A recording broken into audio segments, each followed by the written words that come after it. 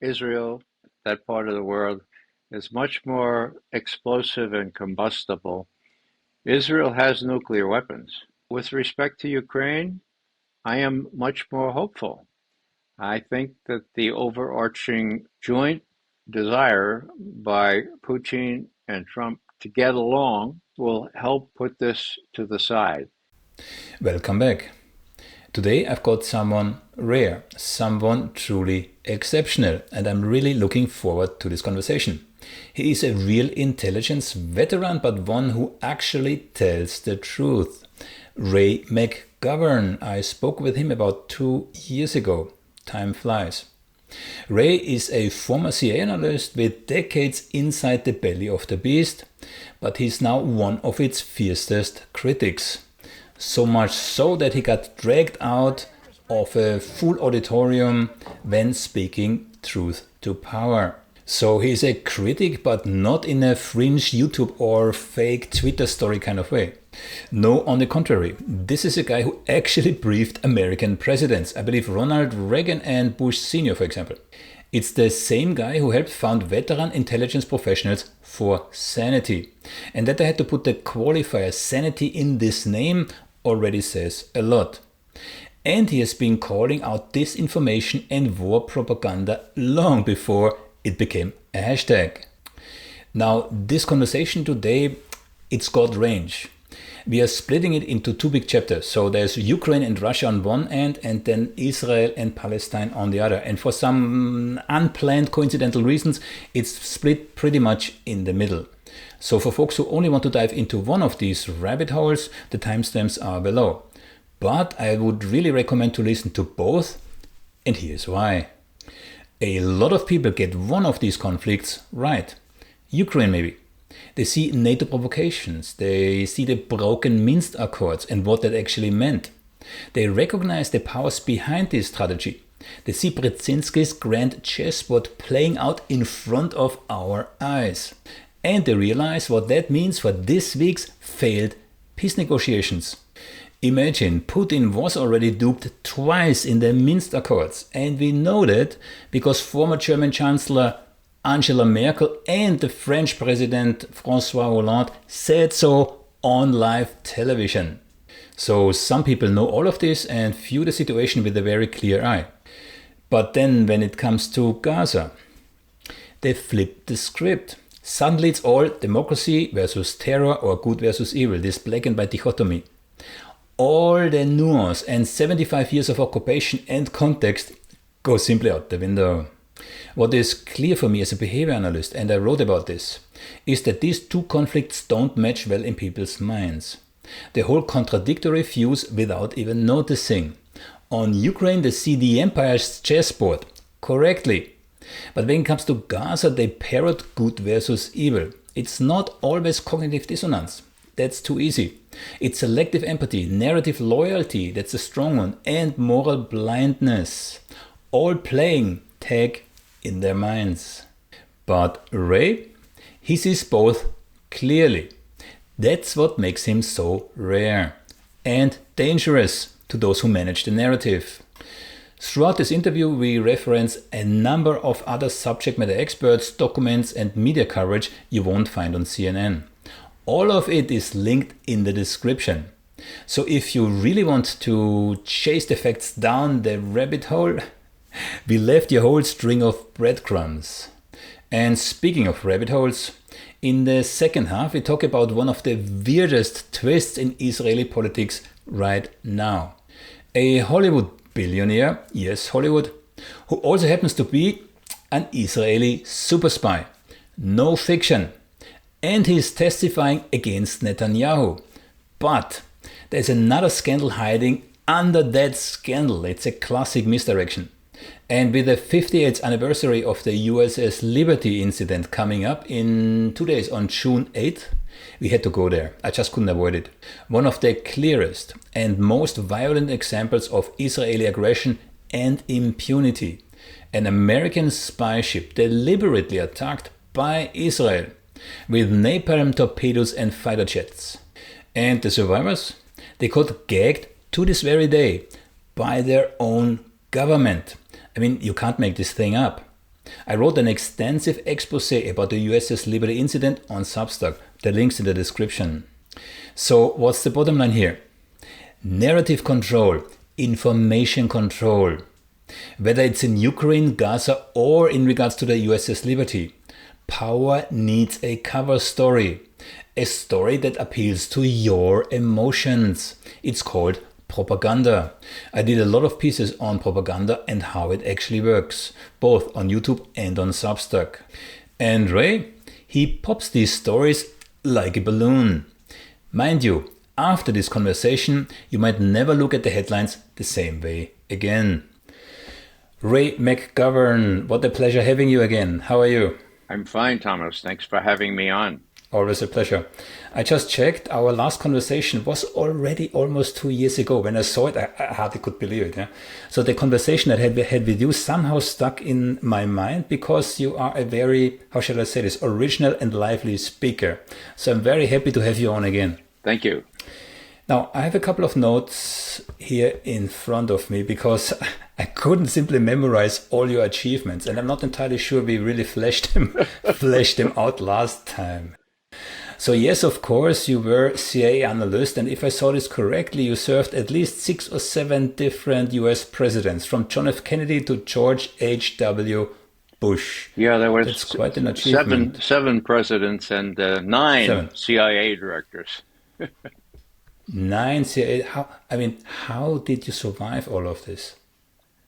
Well, it's a long story, but in short, when I became an analyst of Soviet foreign policy, it was good duty. In other words, I was able to do what they promised me. I was able to select and collect and analyze all this information, including from spies and satellites and intercepts, and present it to the president in the first instance, and then to his advisors, just the way I saw it. In other words, unless I had grammatical errors or unless there was something egregiously wrong, I could tell it like it is, so to speak. That's what Truman intended in setting up the agency. And I later learned that this was a special benefit of being an analyst of Soviet foreign policy, because it wasn't always the case analyzing Latin America or Vietnam, or in other words, it was good duty until Bob Gates came in as the head of analysis under Bill Casey. And then everything was sort of tilted toward those commies. Those commies are awful. They'll never leave power, and they have to be, we have to build up all kinds of arms against them. So that started happening. I still was very lucky because that's when I was briefing one-on-one President Reagan's chief advisors for 4 years for his full first term. And that was my best duty. And I always, one-on-one, I could tell these advisors like Secretary Shultz, Secretary Weinberger, what Soviet analysts and myself really thought about Gorbachev, for example. Was he just another clever commie? No, he wasn't. But that's what your bosses say, Secretary Shultz would say to me. And I would say, well, I don't always agree with my bosses, as you know. So anyhow, it was really, really exciting to be in that position. And after that, when the Soviet Union collapsed, and most people that I talk to these days don't realize that the big, bad Soviet Union fell apart, okay, and that the Russians don't still want to dominate the world, or even invade Western Europe. Once that happened, I was 50 years old, and I was able to retire, take early retirement with a reduced annuity and that kind of thing. But I wanted to work down in the inner city and where I had been volunteering. So I clapped myself on the back and said, "Way to go, Ray. the glavny vrag, the main enemy, has been defeated. You can go out because President George H.W. Bush, with whom I worked very closely, not only briefing him, but when he was head of the CIA, he's talking about a Europe free and secure from Lisbon to Vladivostok. I know him well enough to think he's really going to try to do that. Wow, no more Soviet menace. You can go downtown and work where you really want to work. Well, that was then. 10 years later, of course, I saw my colleagues, my former analyst colleagues at CIA, deliberately falsify intelligence to justify a war of aggression. And there's nothing worse than that with respect to intelligence analysis. So that's when I began what I'm called now an activist, or worse. That's when I started telling it like it is with my friends who think that truth is really important. Far better to tell the truth, and then you actually don't have to remember what you said last week or last year. So there is a big advantage to just tell the truth. And that's what we try to do. And that's what I'm doing now, particularly with respect to how the Russians and the Americans are trying to make deals, trying to create a détente type atmosphere, even rapprochement, amid all the naysayers and all the people that want to put the screws on Putin and make sure that Ukraine wins, which is never going to happen. I agree with you on that one.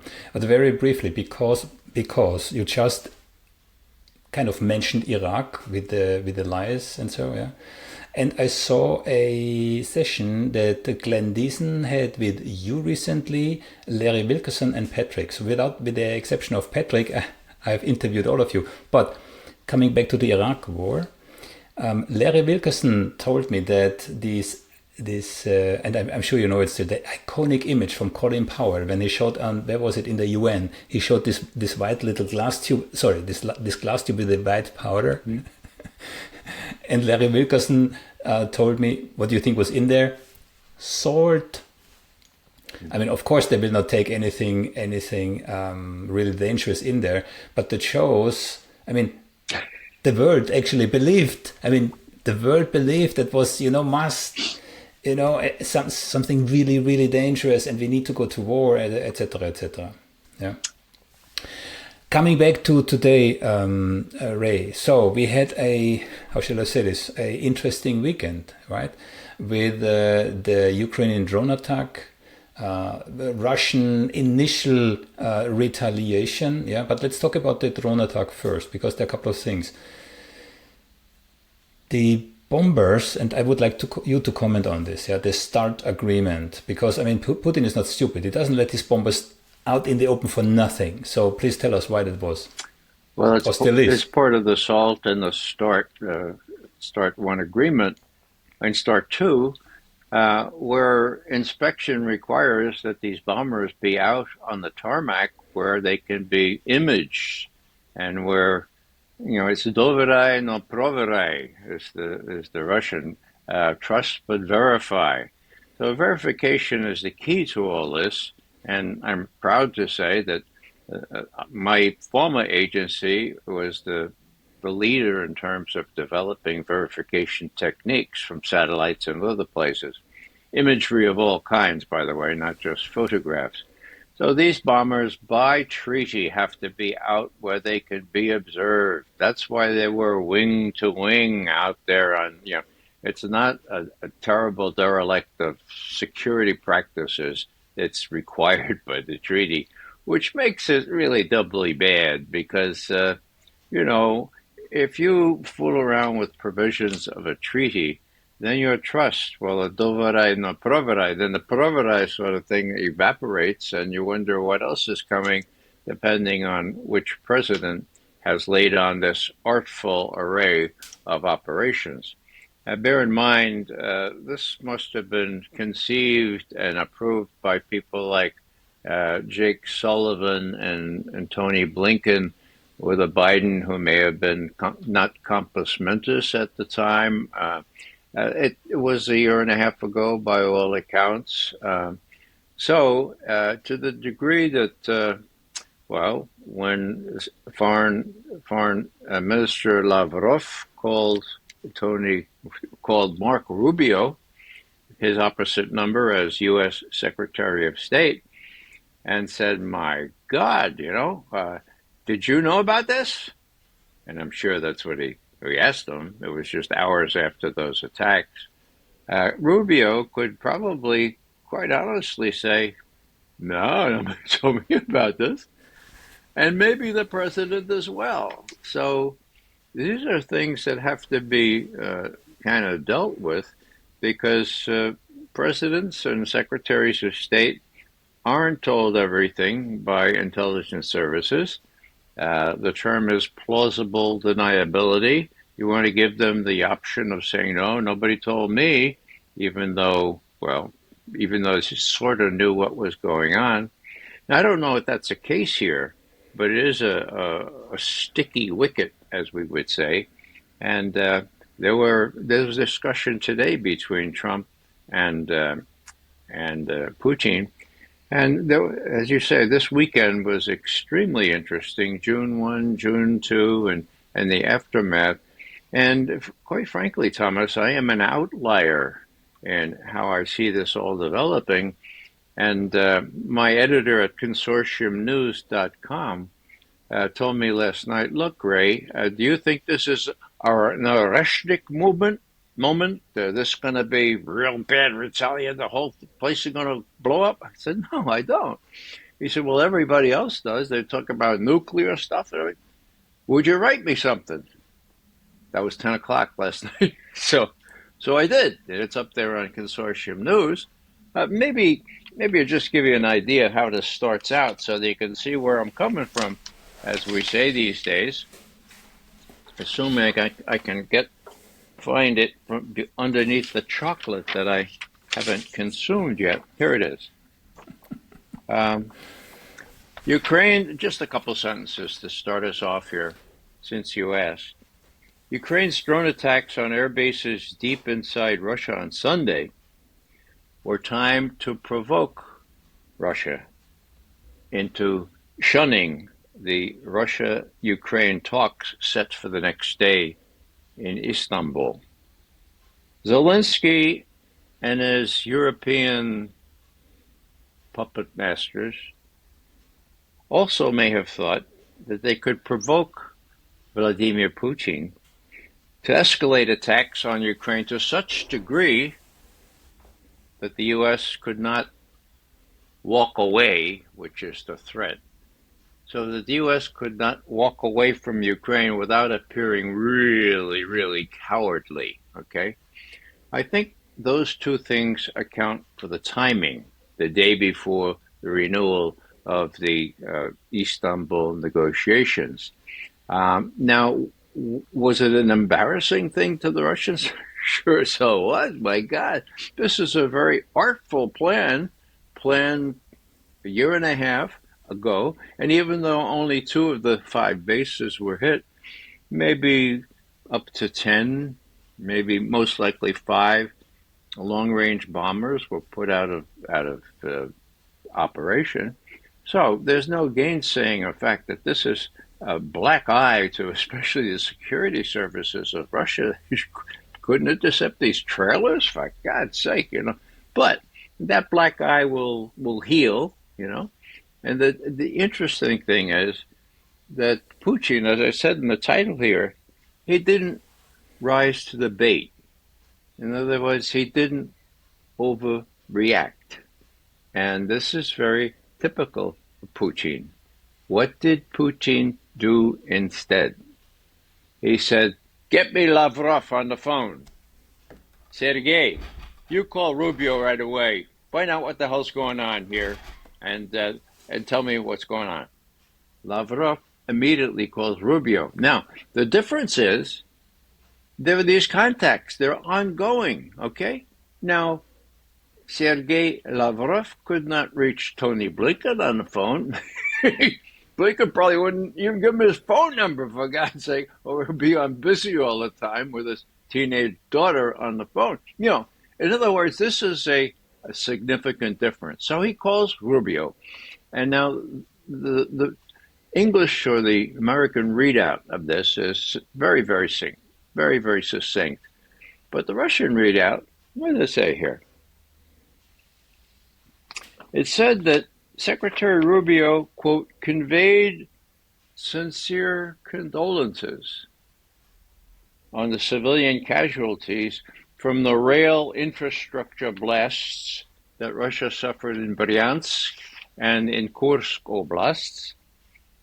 So I interpreted that as a sign that when Lavrov called Rubio, he didn't come in with guns blasting and say, "What's going on here?" No. He said, "Look, we want to find out what's going on here." And Rubio did the appropriate thing. He already knew about the sabotage of those two railroad bridges, and so he expressed condolences. Now that's a new tone. You never find Tony Blinken expressing condolences, and that matters. Okay, so what I'm saying here is that there's this new dialogue. Now, what happened? Well, Rubio told his boss, "This is what Lavrov was saying and what he asked me. I expressed condolences. Now, the Russians want to keep this thing going in Istanbul. We assume you agree?" And Trump said, "Oh, sure, yeah." So this was kind of a joint agreement, as I see it, to let the talks go forward. And despite all the Western denigration of those talks, concrete results were achieved the next day on the 2nd of June, Monday, in Istanbul. The two sides exchanged papers on the terms that they would insist on. That's the beginning of negotiations, okay? The Ukrainians went away saying, "Okay, we'll study this, that we'll be back talking to you in another week or two." But that's also good. Talks will continue. And, from a humanitarian point of view, Thomas, I mean, 8,000 frozen bodies, Ukrainian soldiers, given back for, as the Russians put it, decent burial. I mean, that's a humanitarian consent. That's a conciliatory step. How about the young kids that were taken out of nightclubs and they're all going to be released back, the Ukrainian kids? I mean, there are tangible steps going on. Nobody's expecting any breakthrough anytime soon, but it's a mistake to say that the talks are just not going to achieve anything. And as long as they're talking, there's less danger that either side will try to win a decisive win or suffer, inflict a defeat on the other. Is it not almost tragic that we consider that two superpowers talk to each other, which should be BAU for on that level, yeah?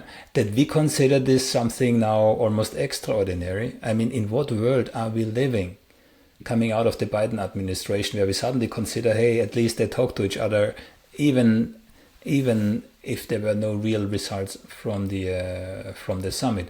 Which, I mean, people forgot we had already another peace meeting, so to speak, in Istanbul in 2022. And I can remember Putin showed on camera the signatures of the participants, which was then torpedoed by Boris Johnson, which still tries to justify what he did then, right?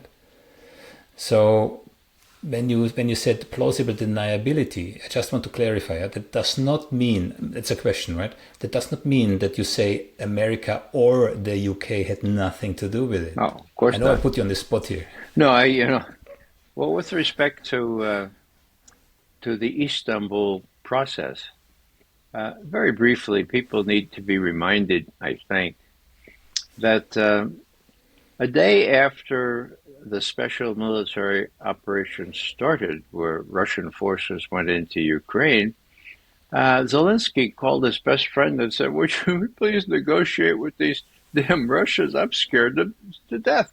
That was the purpose of the whole thing. They wanted to scare Zelensky into knocking off what they were doing in the Donbass to Russian-speaking citizens, and they wanted to get back to agreements that the Germans and the French were supposed to guarantee but never did. Okay? So what happens? They go up to Belarus and they talk, and then they go to Istanbul and they finish talking. And they initial these agreements, which include no Ukraine in NATO.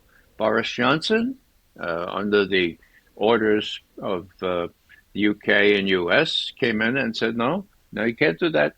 We want you to fight on, and we'll do everything necessary for as long as it takes, Zelensky.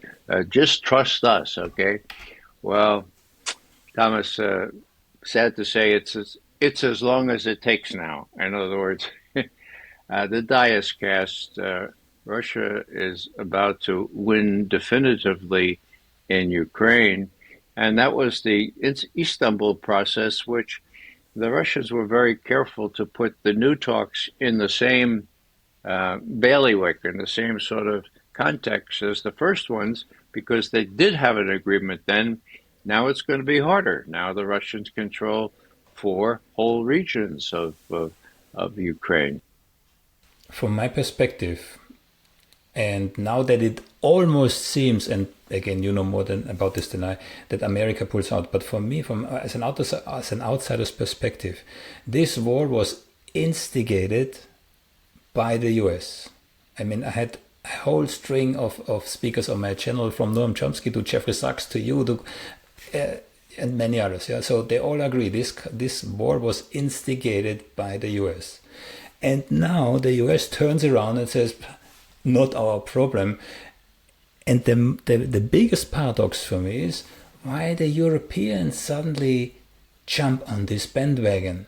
Yeah, I just heard, I live in the Netherlands, as you know, Mark Rutte, who was the former prime minister, who's now NATO General Secretary, has the most hawkish language that I ever have heard him speaking. Mm-hmm. Yeah, Ursula von der Leyen, how many billions? 800 billions a year. Mm-hmm.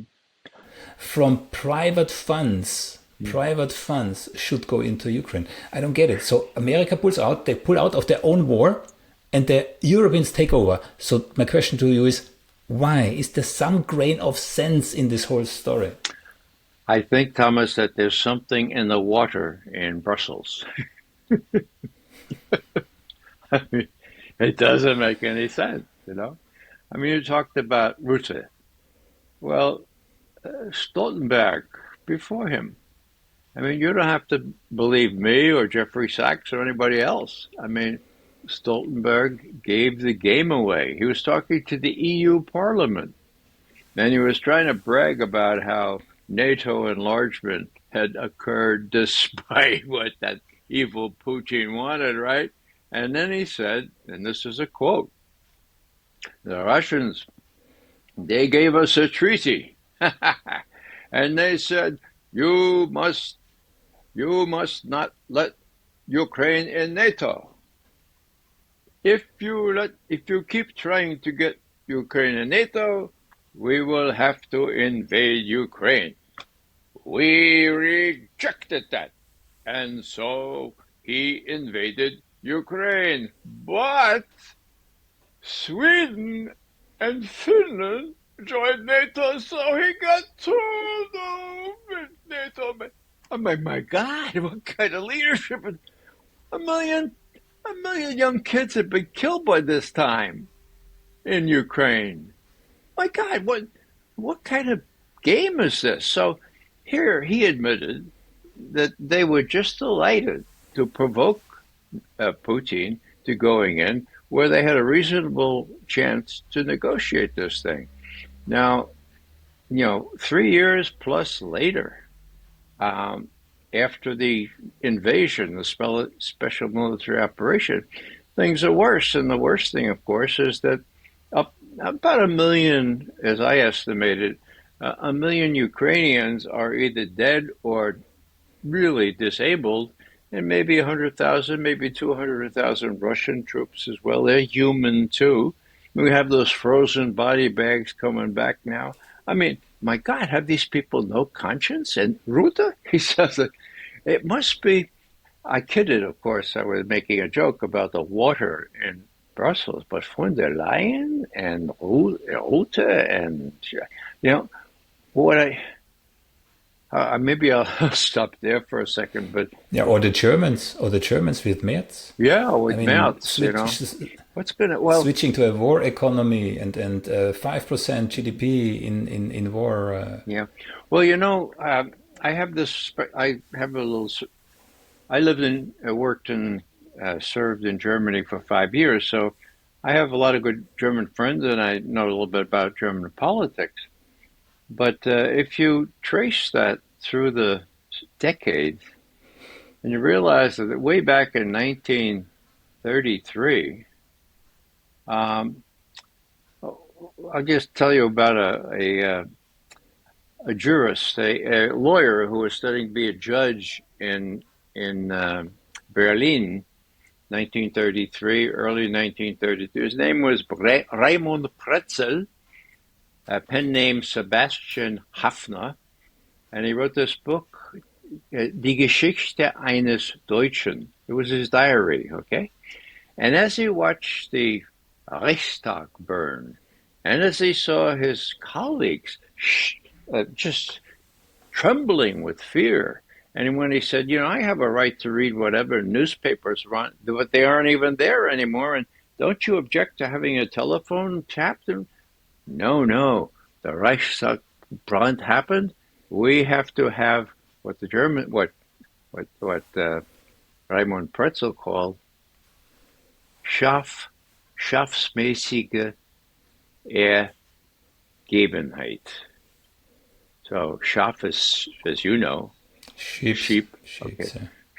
Sheepish submissiveness. Okay. Now that's when the Social Democrats in Germany folded.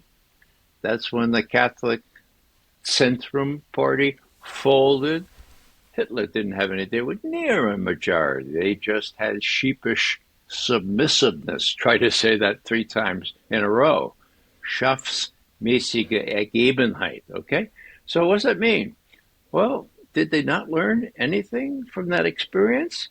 Right now, the media in Germany is worse than the media in the United States, and that's really saying something. So, in one sense, even educated Germans who depend on the media can hardly expect to have the right story. But are they still so sheepish that they will let a guy like Merz, who comes from BlackRock, and who is an archetypical chinovnik, member of what I call the military, industrial, congressional intelligence, media, academia, think tank complex, the Mickey Mat. Rhymes sort of with Mickey Mouse, so you can remember it, okay? Why do I say media? Well, because the rest of the Mickey Mat, the military industrial, they include and they own the media, and the media is not going to give you any straight story unless it makes money for the military-industrial complex, right? And that's what's going on now. Merz, he's the archetypical member of the military-industrial complex, and Eisenhower, when he first raised this concept and saw the danger, what he said was this, and this is worth remembering. The only antidote to aggrandizement, getting further power on the part of the military-industrial complex, is a well-educated citizenry. Now, here in the States, we're making gains, but we're far from a well-educated citizenry. Germany seems to be even lagging even farther behind. It's a mystery to me how these intelligent, sophisticated, with culture, you can't believe how they can let themselves be sheepishly submissive under a guy like Merz, and why the Social Democrats, my God, the Social Democrats of Willy Brandt, Negan Bar, who had Ostpolitik and had it right and knew about cheap Russian gas and Schroeder and the other enlightened social democrats. Where are they? They're all sheepishly submissive, I'm afraid, and that's really bad unless things can change. I think a good indicator was, of course, the Nord Stream attack. You would have expected, investigations, newspapers all over it, especially when it became clear that certainly the US was behind it, and then was it a year ago or so, Schulz was standing next to Biden, where he said, I think we discussed this already. We will make it happen. And even the Reuters journalist, a woman, was perplexed. But how you gonna do that, Mr. President? I promise you, we get it done. This will never, blah blah blah. We don't have to repeat this, but that the German population who now suffers, and they also know, they feel the consequences. It's not so this is an abstract concept in the background, No, the German is on the way of de-industrialisation because the big companies don't have enough energy in Germany, they move out. So there are absolute consequences to this one act alone, and yet German population is silent. Yeah, to finish that story, the Reuters woman with all the courage that prompted, asking President, and she said, and then she turned to Scholz and she said, Herr Kanzler, was halten Sie davon? And he seemed like a deer in the headlights. He says, we do everything together. Everything we do, we do together. Now, the follow-up question would have been, so you know about how this is going to happen? And after it happened, did no German journalist ask Scholz? Did Biden tell you then what was going to happen? Or did he not? And I mean, hello? So it's the sheepish submissiveness again. And Germans know this, and still maybe there are rumblings now that this has gone too far. There is, let me quote one ray of hope. There's one woman, perhaps you know about her. She's in Wagenknecht's Bündnis, her party. This woman's name is Sevim Dagledin, okay? Now, a couple of years ago, she said something in this context, which really just said everything to me. She said, look, es ist unsere erste Pflicht, sich von diesem Königreich der Lügen nicht dumm machen zu lassen. Okay. Now you have to translate it. Yeah. Well, your audience probably understands this, but for English speakers, it's our first duty, for God's sake. By this Königreich, this kingdom of Lügen, and for the lion. Nicht dumm machen zu lassen. Don't let ourselves be made dumb or sheepishly submissive. Now, there are people like that. Wagenknecht, of course, claims that she had 5% of the vote. As I understand it, that's still under adjudication. So if she proves that votes were stolen from her Bündnis, from her party, that's going to create some well-deserved tumult in Germany. I don't know what the chances of that are, but, there are people who know which end is up, so to speak, and who are speaking out now. Whether they'll get enough play in the Süddeutsche or the Frankfurter Allgemeine or das Bild, that's another question. But alternative media are making a dent now, and man muss immer hoffen, yeah. One has to remain hopeful, yeah. If we briefly go back to what's happening in Ukraine now, so these airstrikes, those drone attacks happened, then we had another attack on the Kherson bridge that connects Russia with Crimea. There were two attacks, I understood, also to other bridges. I mean, nothing as dramatic as the drone attack, really. Yeah? So and you said already, Putin is kind of, he keeps his head cool for the time being. But I always think, Putin is not the worst that can happen for, let's say, NATO, right? Putin has to deal with some hardliners on his side who probably think he is too soft. So how often, now that this Pandora box is open with those drones, this is repeatable, and not only, in Russia. Any I don't know, politically active group could consider similar concepts now. Yeah. So, but how many of these attacks can Putin politically survive before he's forced to put some stronger measures into place?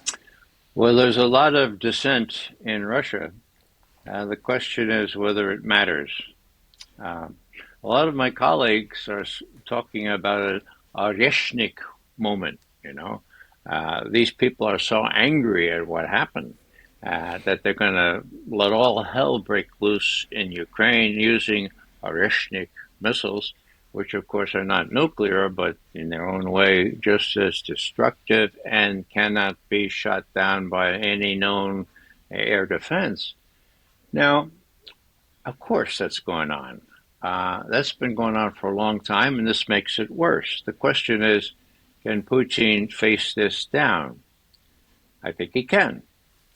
I think he can point to the fact that the overarching objective here has to do with creating a better relationship with the United States, that there's benefit in this, and that it supersedes whatever happens in Ukraine or anywhere else.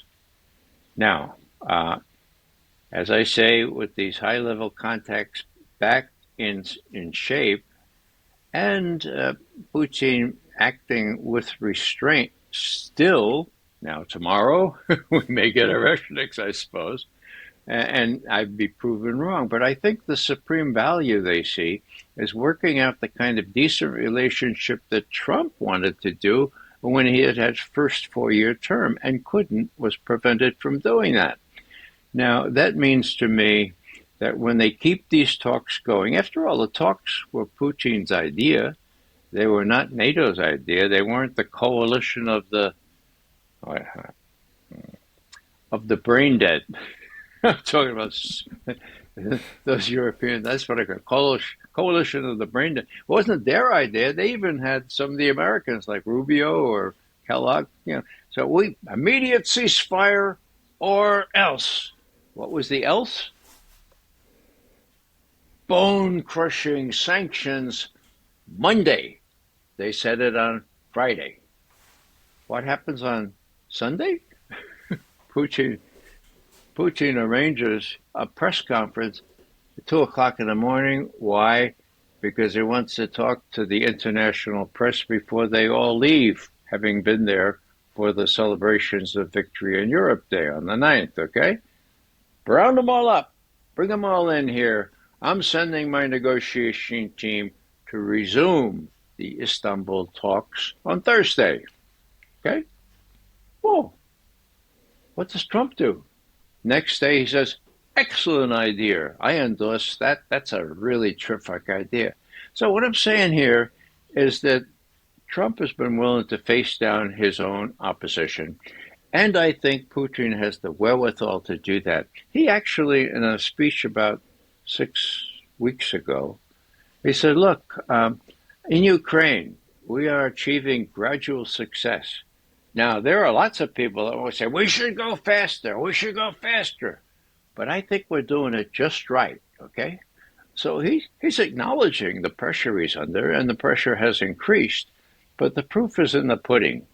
If I'm right, and if there are no big Oreshnik or other types really strong strikes against Ukraine in the next couple of days, I think we have a calm, cool, and collected guy in Putin who's going to see the benefits of a mutually good relationship with the United States as superseding the notion he has to go faster in Ukraine. He's pretty much won. Even the head of military intelligence, Budanov, has admitted This was a year ago. He said by next June. Well, said June. Yeah, it's June now. By next June, we'll probably have no military worth the name, and that's coming. The offensive has been gradual, painstaking, but it has saved a lot of Russian lives, that's for sure, and that's part of the game. That's why you have maybe 1 million Ukrainian casualties, and all told, killed and wounded, I would guess maybe 300,000 tops for the Russians.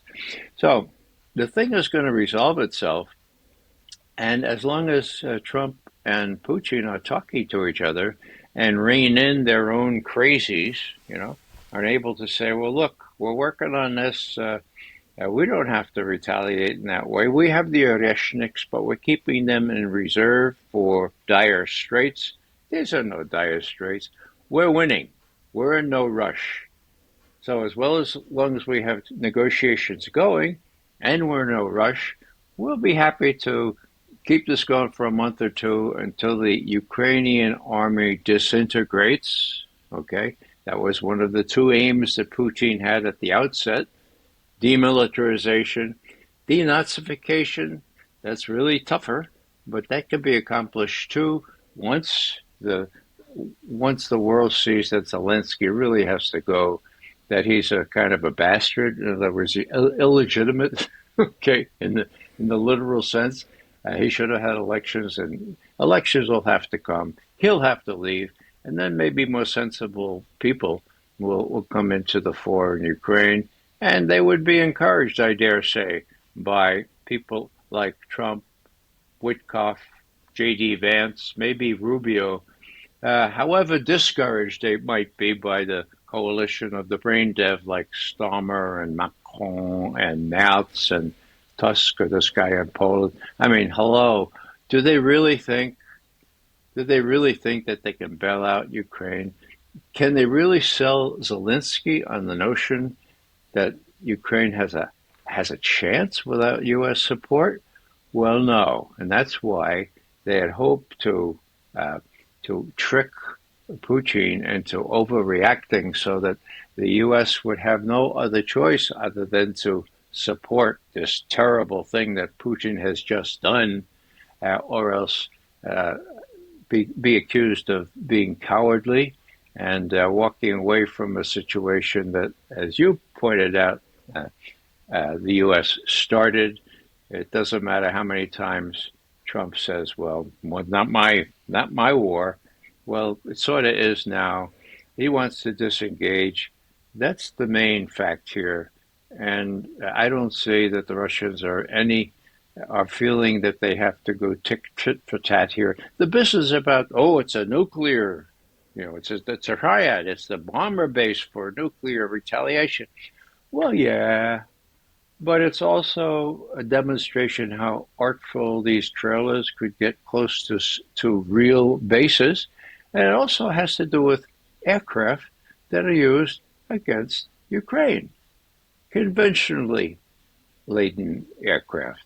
These bombers, the Tu-95s and others, have been used in the Ukraine war, just maybe 5 or 6 of them. So in a way, they're not, the nuclear aspect is incidental in my view. And I applaud my colleagues. Most of them went right back to the revision of Russian nuclear doctrine and said, "Oh my God! Oh, look, this says this, and this could be nuclear war." I don't think so. And as I say, I'm an outlier here. Look at my piece today in Consortium News. Let's see how well it stands up. Who can claim? Well, there's only one person that I know that claimed to have truths that were indispensable, or what's the word? Irrefutable. Okay, and that was Colin Powell on the 5th of February, 2003, where there were a bunch of lies. And I have to say, he was smart enough to know that he was put up to it by his great white bastards. He said, I think later in life, that was the blackest spot on his career or something like that. So he recognized it. Yeah. Yeah, well, Nevertheless, the I damage don't was care done. about his career. I don't give a rat's patootie about his career. You know, you have 1 million Iraqis dead. You have Yeah. 300,000. Well, people died because of this plot in his career. So even for him to speak then about his career and not say I was wrong and I apologize, and it's just kind of, it's just not. I get angry when I see that kind of lying and injustice.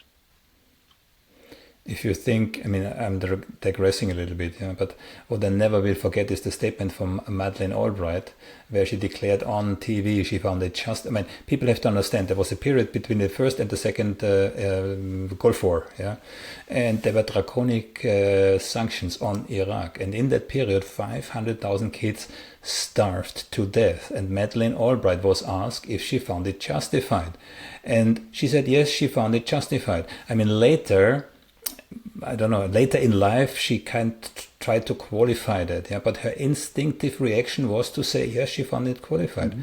And I'm afraid this is the type of leadership that we are seeing today in America, but also in other countries. I'm not excluding, for example, the UK or even Germany or yeah. So there are, or another example, I read a transcript of the Kennedy tapes. Nixon was not the only president who taped the White House. Kennedy did it too. And in the Cuba crisis, it turned out it was extremely difficult for him to keep his hawks in check. They actively proposed first strikes on both Russia and China. And today we know if they would have done so, because at that time the Russians had already the nuclear warheads in Cuba. We wouldn't sit here today if these guys would have gotten their will. Yeah? But I believe, and correct me if I'm wrong, we cannot exclude that we have similar tendencies in the White Houses of the world today. That's the sad thing. We haven't even mentioned Gaza. If you want to go there, I'm I'm happy to. I'm happy to. I'm a real old guy, Thomas. I was alive during all of World War II. I was little, but I learned real quick about the first genocide in my lifetime. Uh, I remember thinking, my God, that's awful. Um, when I get big, I'm going to make sure this never happens again, right? Typical puerile or adolescent attitude. Well, now I'm big. Now I'm doing everything I possibly can to make sure that our government's enabling of genocide, for God's sake, is brought to the attention of the American people and stopped. I've never seen the likes of it. The fact that one telephone call from Trump could end the genocide. By my calculation, maybe a 5% of Palestinians in Gaza have already been killed, for God's sake, whether from bombs or from forced starvation. Now, luckily, two of my great grandfathers escaped forced starvation in Ireland. I know a little bit about that from my grandmother. Okay, so that's one reason I think why the Irish are out in the forefront supporting the Palestinian rights, for God's sake. So this is just something so heinous that I'm devoting every other breath, other than talking about Ukraine and Russia, to try to rally support for citizen action. We have to make sure that our congressmen and our senators realize this has to stop. And one of the things that my colleagues in Veterans for Peace are doing, there's a countrywide fast, maybe 300 people already involved, 250 calories a day, which is what the Gazans were subjected to until recently, when no calories a day have been going in. I remember when the 5 trucks were left in last week. Oh, big deal, 5 trucks. Only 3 of them had food on them. The other 2 had burial shrouds. My God, what have we come to? So I didn't mean to rant and rave here, but I think you touched a tough nerve. Why do the Europeans, why do the Germans say this is okay? So now we got to work on that. And to the degree your countrymen feel strongly about this, I just would say one other thing, and that is that there's an international flotilla that just left Malta 3 days ago. It is about to approach Sinai and Gaza on the 8th of June. Okay? That's just a couple of days from now. Why do I say the 8th of June? Well, because on the 8th of June, 1967, the Israelis shot up a U.S. reconnaissance ship, killing 34 soldiers and 174 others wounded, tried to sink the USS Liberty. So what will they do to this flotilla, this big sailboat that's on its way from Malta to Gaza? Will they shoot that up? And if they shoot it up, will Trump do anything about that? Well, all this is going to play out in front of our eyes, and I think there are some Dutch people from the Netherlands there on board. There are a lot of patriots. There are about 40 passengers, some of whom are close friends of mine. I hope they don't get blown out of the water. Just a little footnote here. I was on the U.S. boat to Gaza in 2011. Now, what happened then? Well, it was the year after the Israelis boarded the Mavi Marmara, killed 9 or 10 people, including a U.S. citizen. Nothing said about that, okay? And we outfitted and we put a U.S. flag on our ship. It was duly registered on the U.S. And we said we'd do the U.S. boat to Gaza. We had people like Alice Walker, the author. We had New York Times. We had people from the press. We had about 45 people, terrific people on that boat, okay? Now, we sailed, well, let's put it this way. We tried to get out of Piraeus, the harbor in Athens, and we were met by Greek Coast Guard ships. We faced them down for 1 hour. They were very apologetic. They said, we're under orders. What happened is your government told our government not to let you out into the sea. We're embarrassed to have to do this, but we're going to have to board you if you don't stop. So we stopped after 9 nautical miles. What had happened? Well, the prime minister of Israel, by the name of Netanyahu, had told President Obama, look, no guarantee we'll be any more gentle with these guys than we were with the Mavi Marmara. And we learned from the NSC, the National Security Council, and the State Department independently that with Obama running for president later that year, he'd just as soon please AIPAC by seeing us thwarted and maybe cold corpses is the word they use. So in the event, as you can see, I survived, but only because Obama decided, well, maybe these people shouldn't be killed or harassed by the Israelis. Maybe I'll just tell the Greeks if they want that next IMF loan, forget about letting these guys out. Find something wrong with their boat, and guess what they found? There was a defect in our air conditioning system.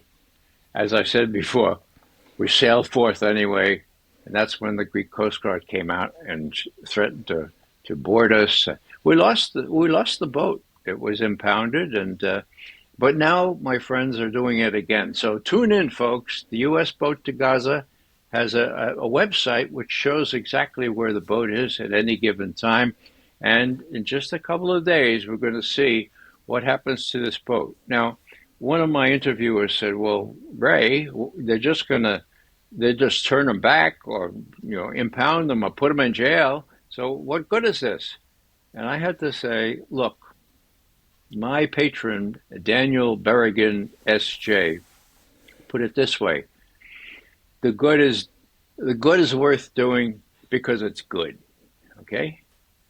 Now, results, they're not unimportant, but they're secondary to the goodness of the act.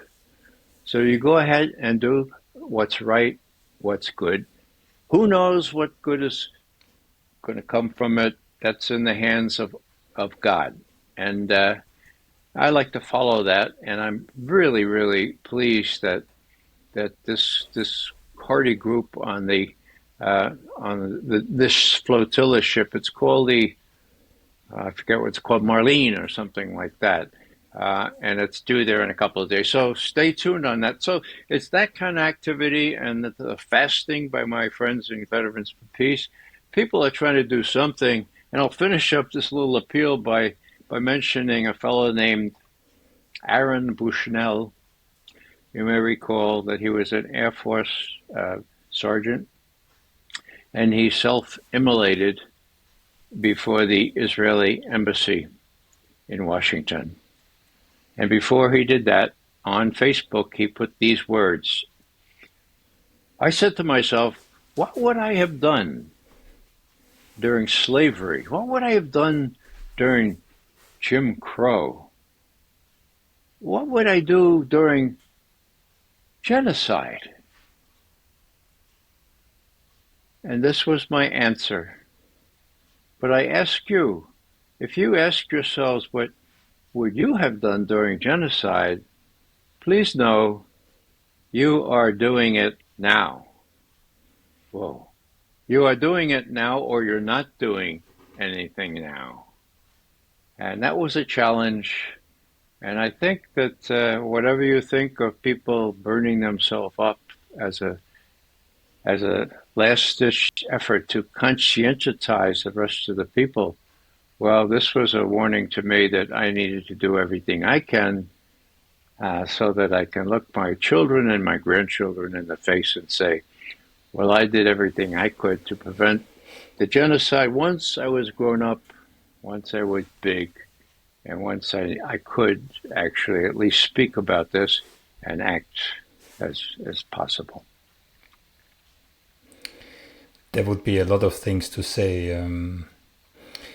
Sophies, to make this short, I have two topics on this channel. One is Israel-Palestine and the other one is Ukraine-Russia. Oh, really? And I have one specific, And for some reason, I have way more on Israel-Palestine than on Ukraine-Russia, But as a behavior analyst, I have a piece made on so it was triggered by a conversation that I had with a potential interviewee. It was a high-ranking Israeli officer, and he told me, look, I would be interested in joining your interview, but we are not looking eye to eye when it comes to Ukraine. And that actually triggered something in me. Because it's true, some people have a very lucid view on the situation, let's say, in Israel. They take the whole occupation, 75 years, they take all this in consideration, they know what's going on, they know it's genocide, But when it comes to the situation in Russia, their view is as warped as anybody else. And the interesting part is, the other way, it's exactly the same.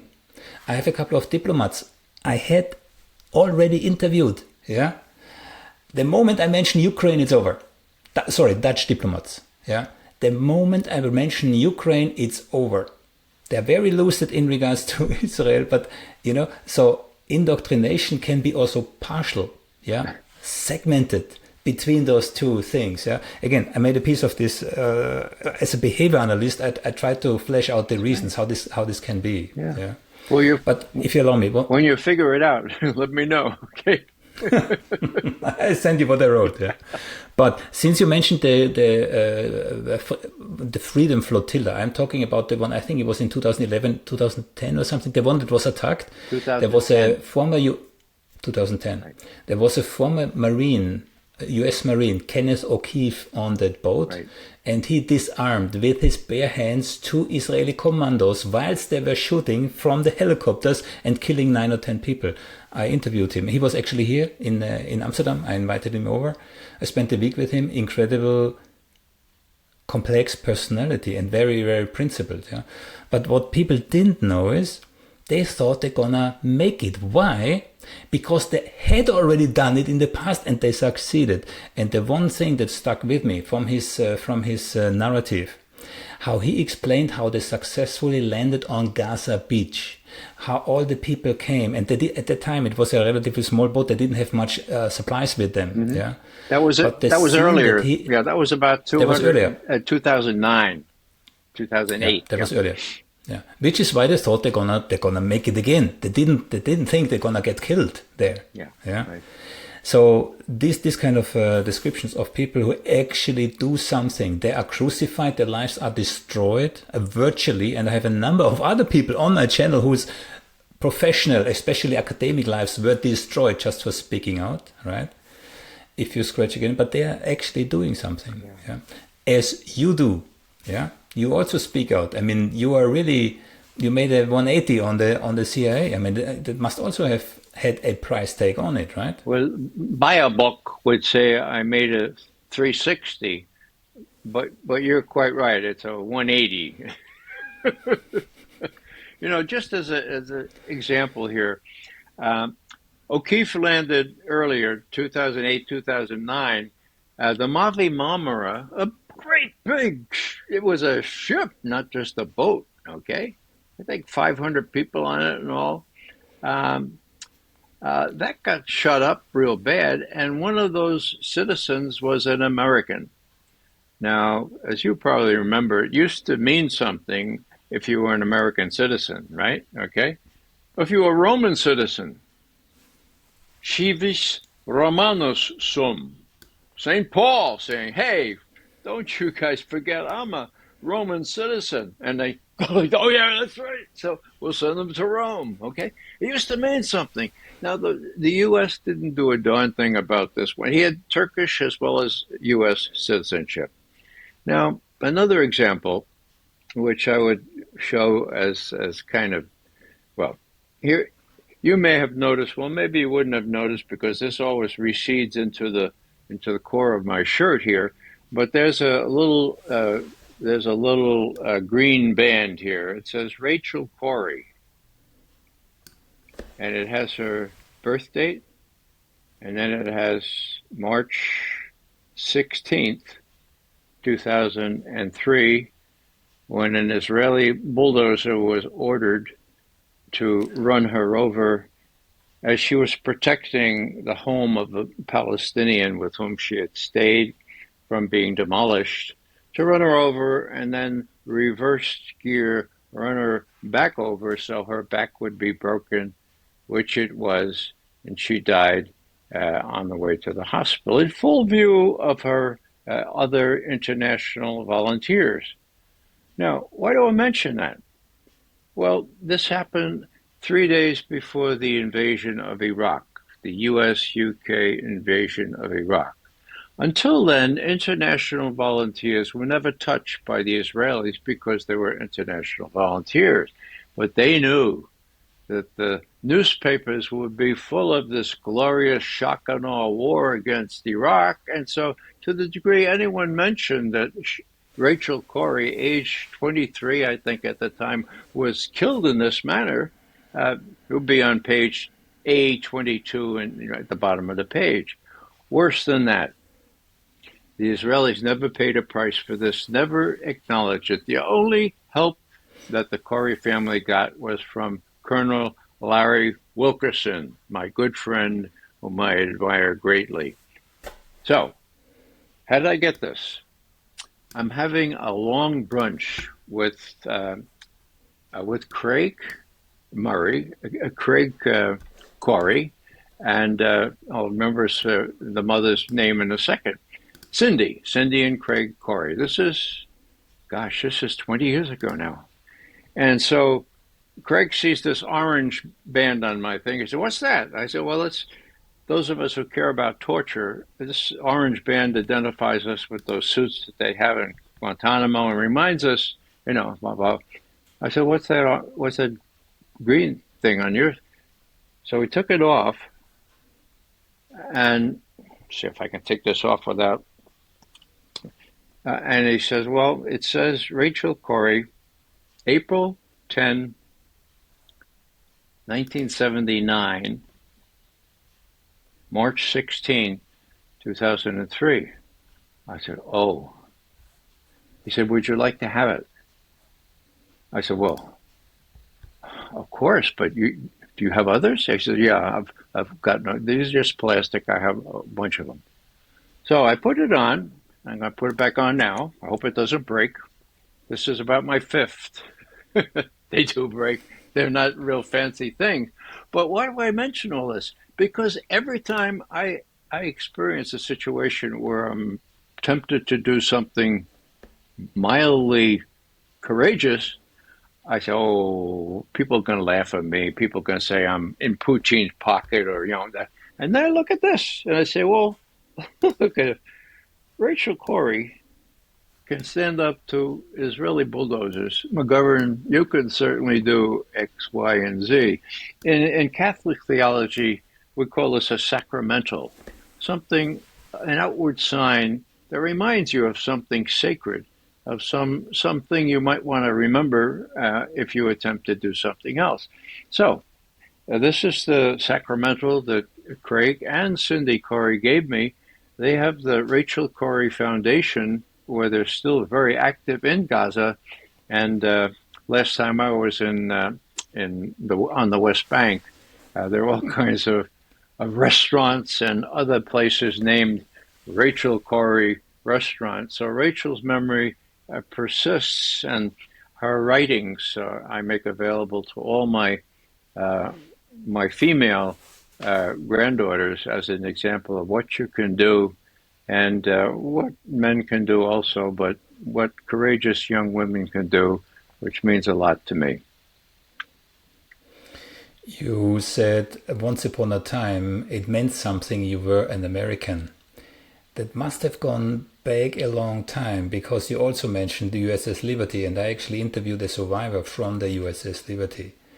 The story that he told, I mean, I knew there was an incident, but but I do research before I do my interviews, The story that he told was quite graphic, and what stuck with me was the fact they didn't just accidentally hit this boat, they wanted really to sink it. There were multiple waves of attacks from the air, from the sea. There was no question whatsoever, because meanwhile we have the recorded transmissions between the fighter pilots and their flight guidance. They specifically instructed them to go back and to go back and to go back and to sink them. So that was deliberate. They knew it was an American ship. Yes, but sir, that's an American flag. These are American ships. Do your orders. Perform your orders. That I remember some of the transcript of that. Yeah. So I didn't mean to interrupt. But let me. You were supposed to talk, not me. You're supposed to talk. I could. I always find I learn enough from you as well. You know how I found out the details about the what happened to the USS Liberty? I knew vaguely about it, but here I am, about 15, 18 years ago, doing a lecture tour in Missouri, in our United States. And I come into this place called Springfield, Missouri, mid-sized city there, and I'm talking in this church hall, which accommodated about 300 people. Okay, now on the way, I had printed out to read on the plane Mearsheimer and Walt's. First, there was a long article on the Israel lobby. Now it's a book. Yeah, now it's a book. Yeah. Now, interestingly enough, they couldn't get the article published. They couldn't get it published in the United States. Mearsheimer is the dean of realistic political science or international relations, and the other guy teaches at Harvard. Anyhow, these aren't. Anyhow, so I read the thing. I said, "Oh, wow, that was And then at the speech I gave, which was all about Iraq, one of the people said, "Hey, I'd like to ask you about Israel." have you read Mearsheimer and Walt's latest article? And I said, thank you, God. Yeah, I read it. I said, yes, I just read that on the plane. And he said, well, what'd you think of it? I said, well, I thought it really, really good, except they seem to have good evidence that the Israelis know that they can get away with murder with respect to what the U.S. will tolerate, but they missed the most convincing example of that, and they didn't include it. And then I looked at that church of 300 people. I said, what I'm referring to is the attack on the USS Liberty on the 8th of June, 1967. How many are aware of that? 3 out of 300. One in the back, one in the middle, one up front. I said, to the person up front, sir, could you tell us what you know? Ramrod upright comes this Marine. Bryce Lockwood, sir, Marine Sergeant in charge of the USS Liberty Marine Detachment, sir. I said, well, Mr. Lockwood, I didn't know I'd have the privilege of having a first-hand observer. Would you come up and tell these folks what happened? Sir, I have not been able to do that, but I think I will try to do that since you asked.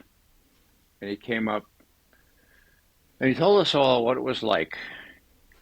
He was in transit behind a bulwark with the sensitive encryption material that he was going to dump into the Mediterranean Sea, okay? When a torpedo from one of those Israeli torpedo boats shattered the compartment where his group was working and killed them all. He was on the boat? In the boat.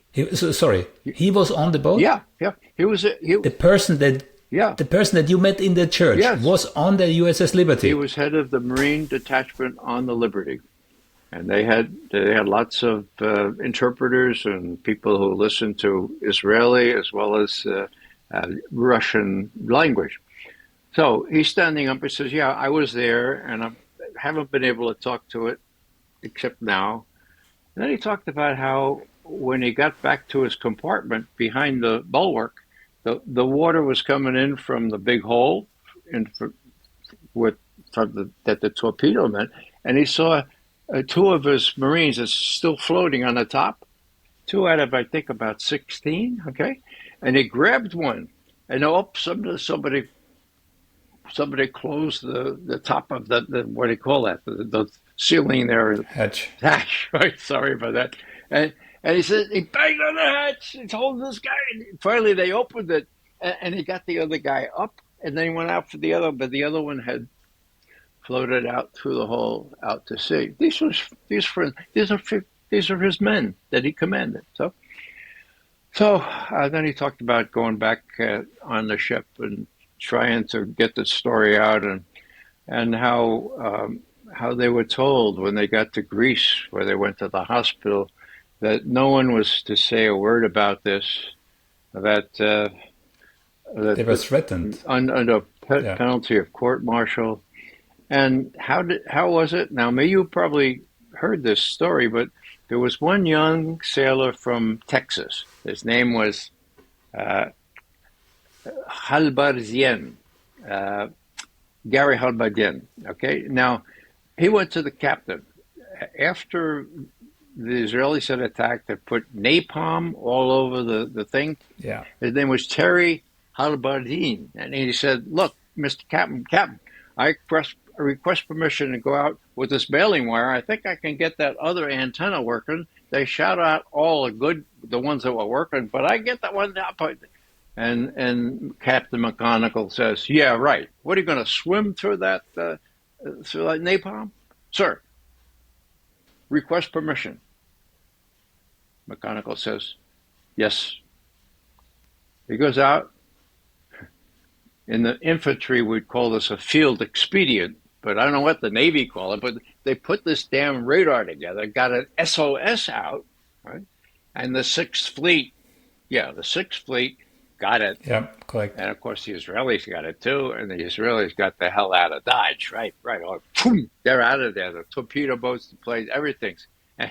And the worst is just to come. The chief of the naval squadron that was already sent 2 aircraft carriers to do battle with whoever it was attacking his ship was countermanded by a telephone call from Secretary of Defense McNamara. That's on the record, okay? And this admiral, I think his name was Geis, he said, Mr. Secretary, I'm sorry. I can't obey your order. I need to speak to your supervisor. President Johnson was right next to McNamara. And he said, I want you to call those planes back off that carrier. We don't want to embarrass our great ally, Israel. Those are facts, folks. Now. Yeah, and his career was over after this. What's that? His career was over That's after right. that incident. He was over, and the thing is still covered up. So, it used to be that American citizens, American service people, accounted for something. But, when it comes to the Israelis, they learned that they could get away with murder. I was surprised that so few people knew about the Liberty, but I've been telling that tale at every chance, witness what I've just done now. But that just shows, what it shows is this, that when Netanyahu was in a private living room in 2001 and was being photoed, you probably know what's coming, videographed, the video was on, and he says, turn it off. But the fellow forgot to turn it off, okay? So we have the video. It's on YouTube. And these people are fawning all over Netanyahu. But the woman says, don't you think that the world will be against us then? And Netanyahu said, no, it's no problem. How about the Americans? Oh, he says, the Americans, and this is a quote, they can easily be moved. I know them. I live there. They can easily be moved in the right direction. 80% of the Americans support us no matter what. That is absurd. End quote.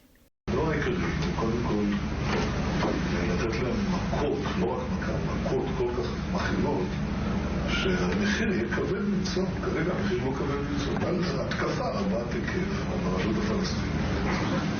כבד על הפחד שהכל מתמוטט. לא פוחדים, צוחקים להם, יראו לנו לתוך הישב פה בצחוק ופשוט הם לא פוחדים לצחוק. זה מה שמביא אותם ואז, רגע, אבל אז שוב פעם העולם יגיד מה, אתם כובשים?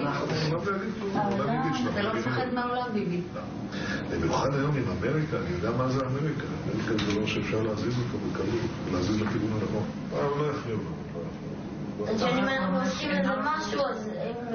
יש שווה, אז נניח שהם אומרים משהו. 80% מהאמריקאים תומכים בנו. זה אבסורד. לא פחדתי לתומך שם. לא פחדתי להתאבד עם קלינטון. לא פחדתי להתאבד עם אופן. מה היו הסכמי אוסלו? הסכמי אוסלו שהכנסת חתמה עליהם. שאלו אותי, לפני הבחירות התקיים, בתנאי כפוף להדדיות וצמצום הנסיבות. אבל איך אתה מצמצם את הנסיבות? אני אתן פירוש להסכם שיאפשר לי להפסיק את הדהירה הזאת לקווי 67.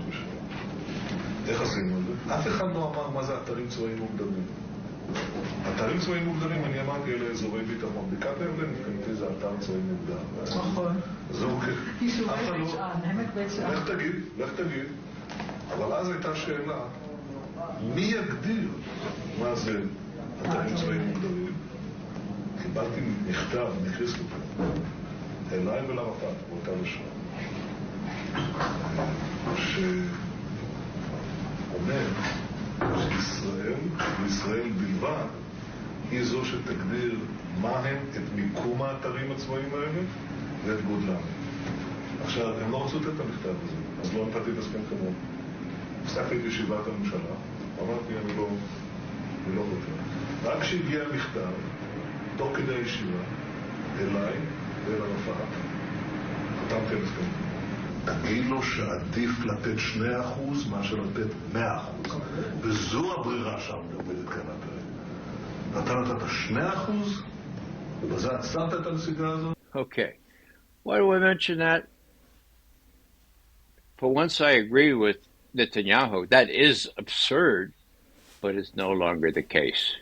We are making headway. I doubt whether 50% of the American people support a fellow conducting genocide.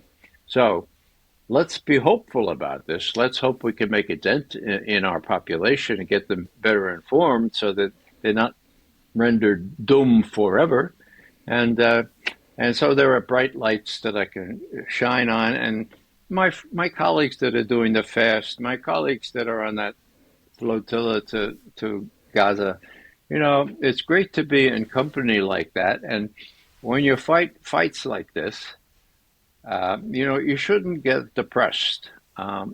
One thing that the writer I.F. Stone said so well, he said, look, you got to go into these fights for justice with your eyes open. He says, because you're going to lose.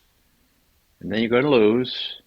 And then you're going to lose again. But then some fine day, maybe not you, but those who share your views on justice are going to win, okay? And until that happens, you've got to kind of realize that this is the way it is, and you've got to maintain a little bit of sense of humor and a little distance from this. And the best thing, this is a McGovern additive, is just to look around you and see the kind of friends that you have. What company you've fallen into. My God, these people for justice won't quit.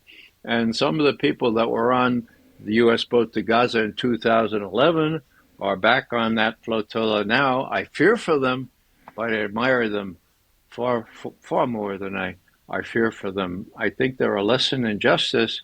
And when you fall in with, my Irish grandmother used to say, Raymond, show me your company and I'll tell you who you are. Well, I'm just real happy to have fallen in with the company that I keep and the struggle that we all make for justice. And that includes you, Thomas. You're doing great work. I compliment you on interviewing people that really matter and sometimes getting real insights. I hope you got one or two from me today. I surely did. One last thing. Do you know the the American investigative journalist and author James Bamford, by any chance? I'm sorry, could you say the name again? James Bamford. Oh, yes, I'm sure I know him, yeah. Mm-hmm. Okay. He came to me, first of all, I interviewed him once or twice, and he connected me with the survivor of the USS Liberty. But there is another case, and maybe we can briefly still discuss this. There is an Israeli super spy in Hollywood, still is. He was working, Netanyahu was, no, I should step one step back. Based on official documents obtained through the Freedom of Information Act, we know that Netanyahu, at the time when he was chief of staff in the Israeli embassy in Washington, was working for that Mr. Super Spy. Okay? His name is Arnon Milchan. He's responsible for films like The Fight Job, Pretty Woman, 12 Years of Slaves. That's the guy. He's one of the top guys. Yeah, he is a super spy for Israel. We have the documents. He was involved in a nuclear smuggling operation, even. Like Netanyahu.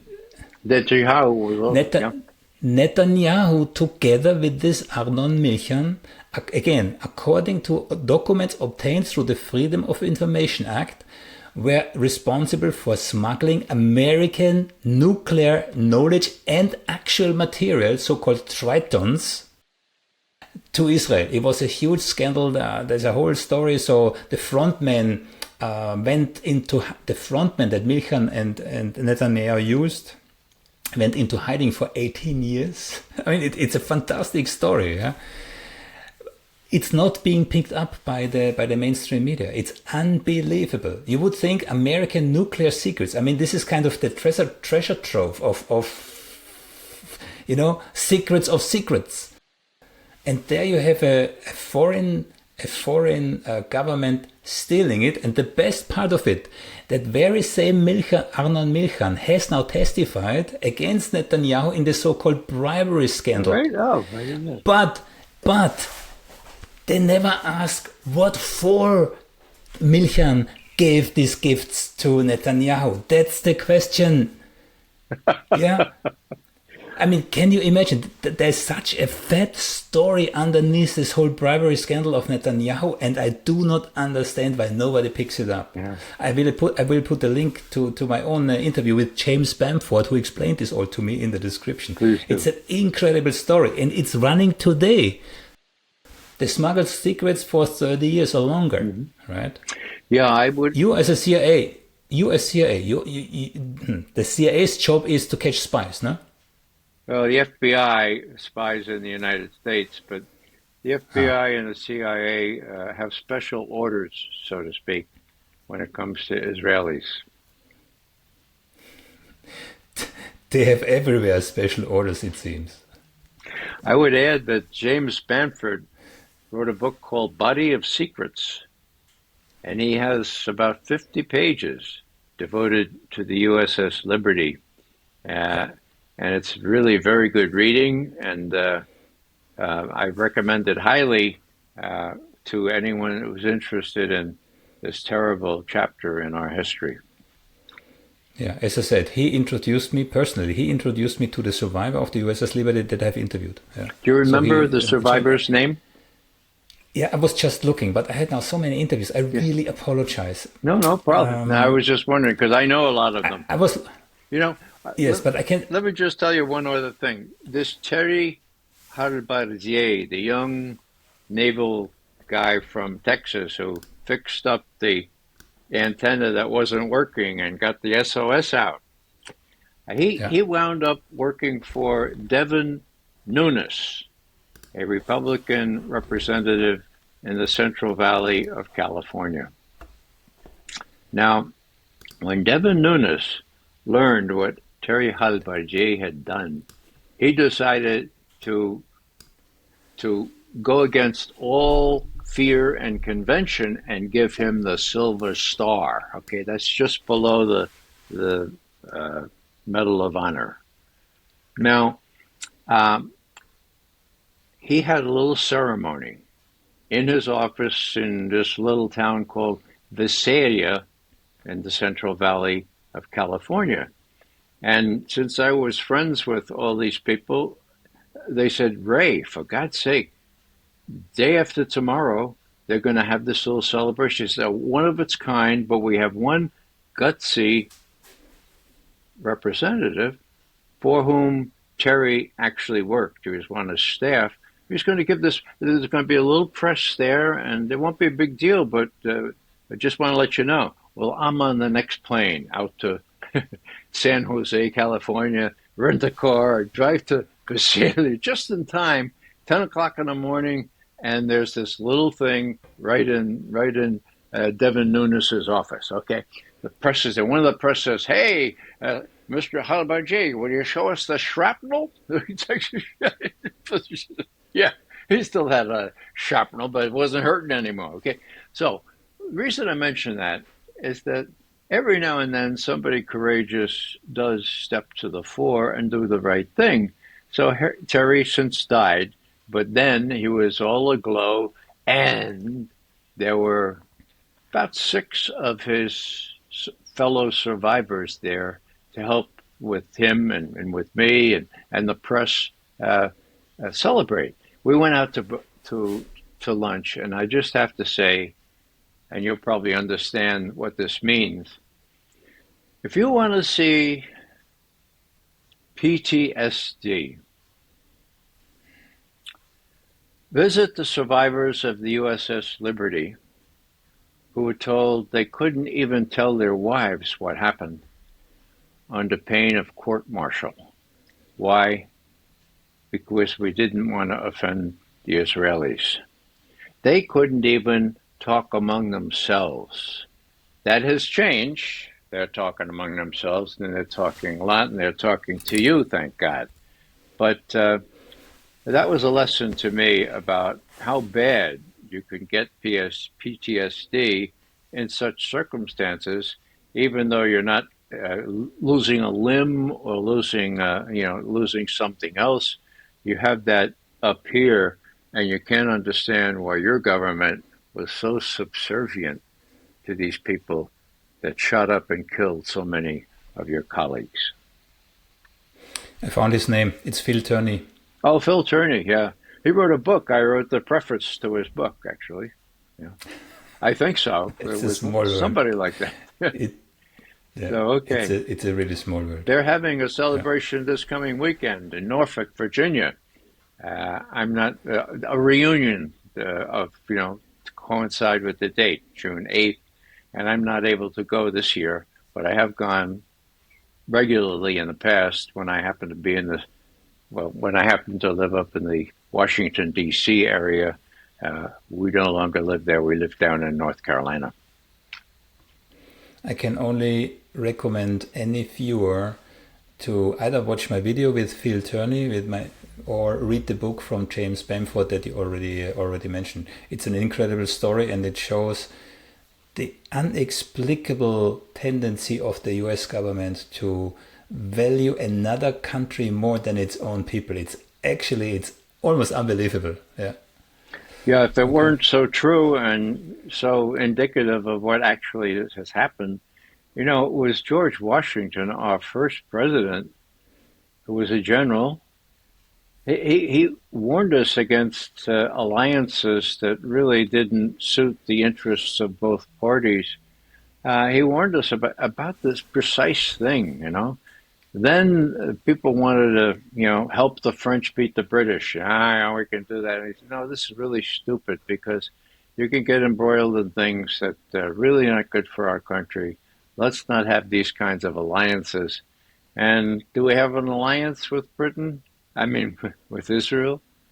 Well, the curious answer is no. Here's the last vignette I'm going to tell you. After the Arabs did attack Israel, 1973, and made some headway, but eventually lost, Kissinger and Nixon decided, my God, we can't have this happen again. Why don't we offer Israel an alliance, a defense treaty, so that any Arab or other state that wants to attack Israel, they don't have to deal with us, So I know personally, because I was on active duty, so to speak, at the time, that was broached to the Israelis. How would you like a mutual defense treaty? Now, there may be not many countries in the world that would refuse to have a mutual defense treaty with the Americans, but the Israelis did refuse. Why did they refuse? Well, two reasons. The mutual defense treaty requires legally delineated borders, and the Israelis didn't want any part of that. They had accumulated all this land, okay? And mutual defense treaties also require that if one country is going to go and attack another country, well, it's sort of de rigueur that the one country would say, well, no, by the way, we're going to attack Syria tomorrow, or well, the Israelis didn't want any part of that either, So isn't it strange that they like it just the way it is? And in those days, there was a little gag that said, well, all this talk about making Israel the 51st state, we broached that to the Israelis. Now, this is apocryphal, okay? We broached that to the Israelis, and they said, no, under no circumstances. And we asked why, and they said, well, that would leave us with only 2 senators. Right now we have most senators, okay? So that was a gag. The first part is absolutely real. The Israelis turned down a mutual defense treaty, and yet we still act as though there is one, and we still keep calling Israel our ally. What you said before is also true. They have no borders and they have no constitution, and there's a reason why they don't have borders and a constitution. that gives them a freedom that they otherwise wouldn't have, right? Pretty clever. Okay. Pretty clever. And the soldiers wearing today already the map of the Greater Israel on their uniforms. So, yeah. So, last question. If you take those two conflicts, and I know at the moment it looks like, I'm asking myself, what's the bigger danger? I mean, the world can blow up from both ends. People don't realize the potential of the Israel-Palestine conflict to ignite a larger war, right? But which, in your perspective, which one, and I know we have to make this time dependent. At the moment, it seems Ukraine-Russia is more dangerous, right? But overall, and going the next 1, 2, 3, 4, 5 years, where do you see the greater potential for, I don't want to be too gloomy, but to, I don't know, nuclear exchange, catastrophes, whatever? Well, you always ask tough questions, and they happen to be the exact right ones to ask. I would say Southwest Asia, Israel, that part of the world is much more explosive and combustible. Israel has nuclear weapons. It has a leader who may end up in jail if he doesn't stay in power. I think this week he is being cross-examined by lawyers for the aggrieved in many of these corruption cases. How he will fare, most people think he'll make it through, but let's say he doesn't. What is he going to do? Is he going to start a war with Iran and expect the U.S. to jump in? Well, if he is, I'm not sure that however devoted the U.S. is to Israel, that our armed forces will say to our president, look, we don't like to admit this, but we don't want to get involved in a war with Iran. And Israel's going to be destroyed if they get into a real war with Iran. Iran has a deterrent for the first time in 4 millennia. Okay? So I think that's the most combustible, partly because of Netanyahu's political situation, and partly because he has nuclear weapons, and there's no guarantee that the Samson option would not be used if it came to that. So with respect to Ukraine, I am much more hopeful.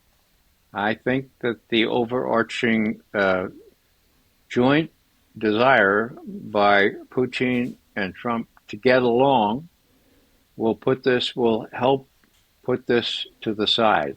Can I guarantee that? Of course not. There are crazies. There are crazies mostly on the Washington side, but there are also people who would just as well get rid of Putin and some in favor of somebody much stronger, okay?